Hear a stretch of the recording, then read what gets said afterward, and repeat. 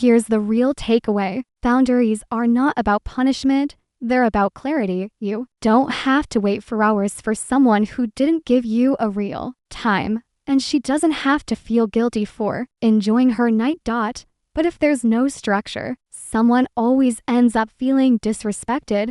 Healthy expectation would sound like, if you're coming after an event, just text me when you're actually on the way. Otherwise, I'll sleep. Simple. Respectful. No ego. Because real relationships don't run on guessing games.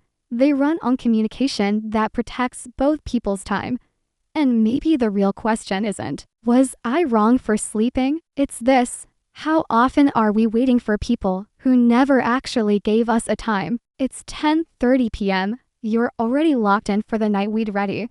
Bed calling, phone on do not disturb. Then your phone lights up. Her name. She says she wants to come over. Not planned, not discussed.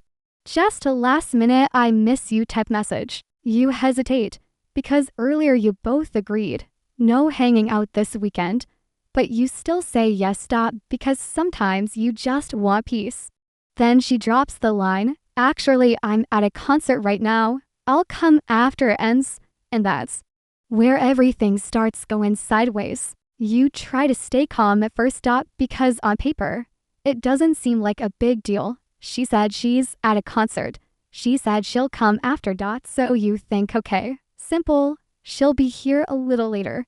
You sit back, phone in hand, no stress. But time has a weird way of changing the meaning of situations. At 11 p.m., you're relaxed. At 12 o'clock a.m., you're slightly waiting. At 1 o'clock a.m., you're checking your phone more than you'd like to admit. And by 2 o'clock a.m., something shifts. It's no longer waiting for someone you care about. It becomes being available for someone who isn't even here. And that difference hits harder than people expect. You're not doing anything wrong. You're just paused. Like your entire night is on hold for a moment that keeps moving further away. You try to distract yourself. You scroll your phone. You maybe eat something. Maybe you even smoke a little just to pass the time. But nothing really feels relaxing anymore. Because in the back of your mind, there's always that thought, she could show up any minute. So you can't fully sleep. But you also can't fully live your night either. You're stuck in between. And that's where frustration starts building. Not loud, not explosive, but quiet. The kind of frustration that creeps in slowly. Because now it's not just about timing, it's about control. Not control over her, but control over your own night. You start thinking, if I had known it was going to be this late, I would have just slept earlier. And that's where the real irritation comes from. Not the concert, not her, but the uncertainty. Because uncertainty is exhausting. It keeps your brain running even when your body wants rest. Then you check your phone again. Still no message. No leaving soon. No almost done. Just silence from her side while your night keeps disappearing on yours. And that silence starts to feel louder than any message she could send. You start questioning the situation. Not emotionally at first, logically. What exactly am I supposed to be doing right now? Am I supposed to just sit here until she randomly shows up? Is this normal? Because deep down, you know something feels off. Not necessarily wrong in a dramatic sense, but misaligned. You didn't agree to a schedule. You agreed to a possibility.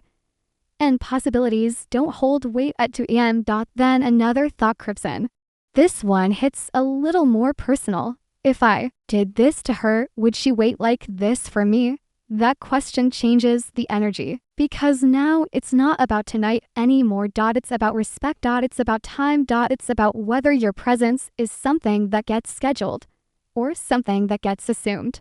And while you're sitting there thinking all of this, something else is happening on her side. She's at a concert. Loud music, friends round, energy high. Time probably feels different for her. She's not counting minutes like you are. She's living in the moment. Which makes the disconnect even bigger, because two people can be in the same situation, but experience it in completely different realities. For her, it's, I told him I'm coming later, so it's fine. For you, it's, I've been waiting for hours with no clear end. same situation, different emotional math. And neither side is fully wrong. Neither side is aligned either. So when you finally text her that you're going to sleep, it's not anger that leads it. It's exhaustion, mental more than physical. Because waiting without structure drains you in a way that's hard to explain unless you've been in it. It's not dramatic. It's not loud. It's just done. And that's the part that makes it feel real. Now, everything starts shifting from waiting to something more uncomfortable. Not because something new happened, but because nothing is happening. That's what tension really is. It's not chaos. It's silence that stretches too long. You're still awake. Still sitting there. Still half expecting your phone to light up with "I'm on my way." But it doesn't come. And now your brain starts doing what it always does in situations like this. It tries to make sense of uncertainty. At first, it's small thoughts. Maybe the concert is running late. Maybe she lost track of time. Maybe she'll text soon. But the longer it goes, the more those thoughts start changing shape. Because time changes meaning when there's no update attached to it. 10:30 p.m. feels normal. 12 o'clock a.m. feels flexible. 1:30 a.m. starts feeling intentional. 2 o'clock a.m. starts feeling like a decision. And that's where tension quietly builds, not from what she did, but from what she didn't communicate. You check your phone again. Still nothing. No running late. No almost done. No give me 30 minutes. Just silence. And silence is never neutral in situations like this. It always gets interpreted. So now your mind starts filling the gap, not with facts, but with possibilities. And most of those possibilities aren't comforting. You start wondering, did she assume I'd just stay up no matter what? Did she expect I'd just be available the whole night? Am I the only one treating this like a planned thing? And now something subtle starts happening. You begin to detach emotionally while still being physically present. You're still waiting, but not the same way. Earlier, it was anticipation. Now it's evaluation. You're not just waiting for her anymore. You're analyzing the situation itself. And that shift is dangerous in relationships. Because anticipation is soft, but evaluation is sharp. You start replaying the earlier message in your head. She said she'll come after the concert. But what does after even mean? After it ends, after she leaves the venue, after she says goodbye to her friends, after she finds transport. You realize something frustrating. There was never a real agreement, just a vague promise wrapped in uncertainty. And uncertainty always creates friction. Because humans don't struggle with waiting, they struggle with not knowing how long they're waiting. So now your mind does something else. It starts comparing effort. You think about your side. You changed your night. You stayed up. You adjusted your plans. You stayed available. And then you ask the silent question, what exactly am I waiting for in return?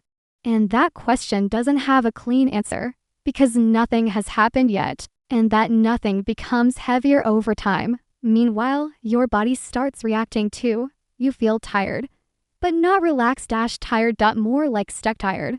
The kind where sleep is close, but your mind won't allow it because what if she calls right now? So you stay in this strange middle zone, not awake enough to enjoy your night. Not asleep enough to escape it. Just suspended. And that suspension builds irritation slowly. Not anger yet. Just pressure. Like something inside you is tightening bit by bit. Then comes the most dangerous part of all this. You start imagining the moment she does show up. And instead of excitement, the first emotion you feel in that imagined scenario is annoyance. Because now you picture yourself saying, so I just waited all this time for this. And that thought changes everything. Because once you imagine resentment, even lightly, you start protecting yourself from it. Without realizing it, you begin preparing an exit. Not emotionally dramatic. Just practical. You start thinking, if she doesn't show up soon, I'm just sleeping. That's your first boundary forming in real time. Not communicated yet, but internally established. And that's important. Because tension in relationships often builds before anything is said out loud. It builds in silence. In waiting. In interpretation. Then your phone stays dark again. And now the situation stops feeling like a delay and starts feeling like a pattern. You begin asking a different question. Is this how this usually goes? And that's where emotional tension peaks. Because now it's no longer about tonight. It's about expectation. It's about whether your time is something flexible in someone else's plan. And that's when you finally realize something uncomfortable. You're not just waiting for her anymore. You're waiting for clarity. And clarity is the one thing that hasn't arrived.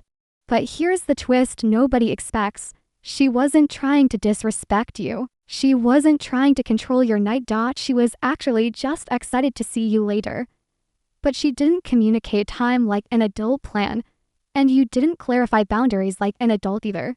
So both of you created a silent contract that never existed. She assumed, you'll wait for me. You assumed, she'll come reasonably soon. Neither of those things were actually said. And that's the real problem. Not effort, not love. Just assumptions filling the silence.